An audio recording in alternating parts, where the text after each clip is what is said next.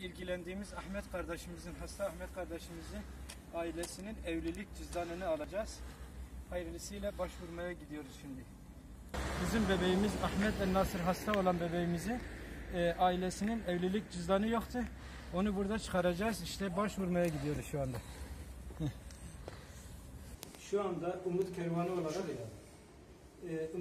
olarak biz Abdülkerim El Nasır ile eşi, ismi neydi? Rukiye Hanım'ı evlendirme adına evlendirme merasimini yaptık ve aynı zamanda şahitlik imzasını da atıyoruz. Şuraya değil mi? Tamam.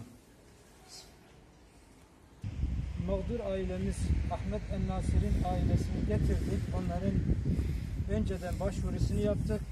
Evraklarını düzenledik, tamamladık ve bugün onları resmi olarak evlendirmiş olduk. Allah-u Teala hayırlı uğurlu etsin. Ukti talhına ve ikisinin evliliğini böylece hayırlı uğurlu olsun. Bir şey diyor musun? Yok, sağ ol. Bize başvurmuştu. Ev sahibi demiş ki, eğer kirayı vermezseniz sizi bugün dışarı atacağız.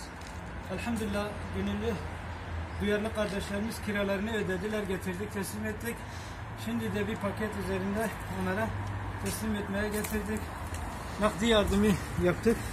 Şimdi bu paketi bu aileye teslim edeceğiz inşallah.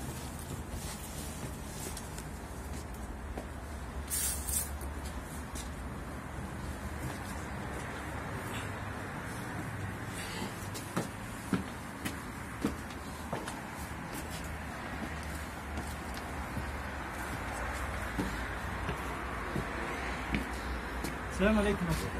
Selamünaleyküm arkadaşlar. Elhamdülillah biz bu camları taktık. Şimdi artık yaklaşalım.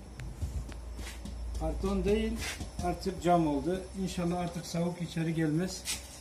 Bunu da değiştirdik. Bunu da değiştirdik. Bu da elhamdülillah güzel oldu. Burada hele bu tam dışarıya bakan kapıydı zaten. Bunu da elhamdülillah düzeldi.